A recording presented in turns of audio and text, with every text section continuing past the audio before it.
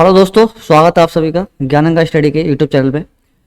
मैंने आपसे एक क्वेश्चन पूछा था टेलीग्राम पर, व्हाट्सएप पर भी, कि इस क्वेश्चन का आंसर बताइए। बहुत सारे बच्चों ने इस क्वेश्चन का आंसर किया था, कुछ ने गलत किया था, एक दो बच्चों ने सही भी किया था।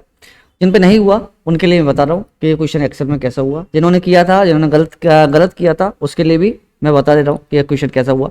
ये एसएससी का बहुत ही महत्वपूर्ण क्वेश्चन एसएससी सीजीएल के एग्जाम में पूछा गया था। देखिए, इस क्वेश्चन में पूछा गया था कि तीन अभाज्य संख्याओं का योग 100 है, यदि इनमें से एक किसी दूसरी संख्या से 36 है तो इन संख्याओं में से एक संख्या क्या है। मतलब कोई भी अभाज्य संख्या थी तीन, कोई भी अभाज्य संख्या, आपको पता है प्राइम नंबर या फिर अभाज्य संख्या उन संख्याओं को कहते हैं जो संख्या किसी भी संख्या के पहाड़े में या किसी संख्या से फैक्टर डिवाइड नहीं होती हैं। ठीक है, तो कोई भी संख्या हमने मान लो तीन संख्या हमारे पास हैं एक्स, वाई और जेड, और इन तीनों को जोड़कर कितना आ रहा था, 100 आ रहा था। ऐसा क्वेश्चन में दिया गया है। और ये भी दिया गया है कि तीनों की तीनों संख्या जो हैं ये अभाज्य हैं।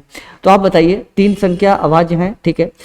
एक बात मैं आपको बताता हूँ यहाँ पे कि जितनी भी अभाज्य संख्या होती हैं, सारी की सारी संख्या क्या होती हैं, विषम होती हैं, एक संख्या को छोड़कर, और वो है क्या, 2। यानी कि जितनी भी अभाज्य संख्या होंगी सारी की सारी विषम होंगी, और विषम संख्या में से अगर 2 को छोड़ दिया जाए तब 2 इकलौती ऐसी संख्या है जो सम है और सम के साथ साथ अभाज्य है।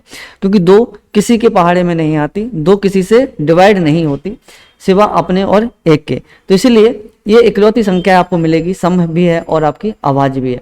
अब यहाँ पे मुझे बताओ, इन तीनों संख्याओं का जो योग आ रहा है वो एक किस रूप में आ रहा है, तो आप कहोगे सम संख्या के रूप में आ रहा है। ठीक है, अगर मैं मानूं कि ये तीनों संख्या अभाज्य हैं और तीनों 2 से बड़ी हैं, देखो 2 से बड़ी हैं मान लेता हूं मैं किस्म को, तो तीनों ही विषम होंगी अगर 2 से बड़ी हैं। तो अगर 2 से कोई बड़ी अभाज्य संख्या होंगी, सारी की सारी संख्या विषम होंगी, और तीन विषम संख्याओं को जोड़कर कभी भी एक सम संख्या नहीं आ सकती।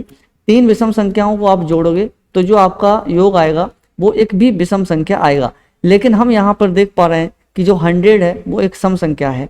देखो एग्जाम्पल रूप से मैं आपको दे देता हूँ। एक संख्या मान लो मैंने ले ली, विषम संख्या कोई भी ले लेते हैं, अभाज्य भी हो। एक संख्या मैंने 3 ले ली, एक 5 ले ली, एक 7 ले ली, ये तीनों ही विषम है और तीनों ही अभाज्य हैं। अभाज्य का कॉन्सेप्ट नहीं, मैं विषम का कॉन्सेप्ट आपको यहाँ पे बता रहा हूँ।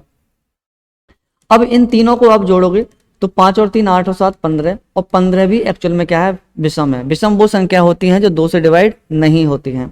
ठीक है, तो क्या पॉसिबल है कि तीन विषम संख्याओं को जोड़कर हम एक सम संख्या ला दें? नहीं। तो ये पॉसिबल क्या है, तो इसका मतलब यहाँ पर यह है कि 2 विषम संख्याओं को जोड़कर एक सम संख्या आ सकती है, लेकिन 2 विषम संख्याओं को जोड़कर एक सम संख्या आती है तो तीसरी संख्या क्या होगी, तीसरी संख्या एक सम संख्या होगी।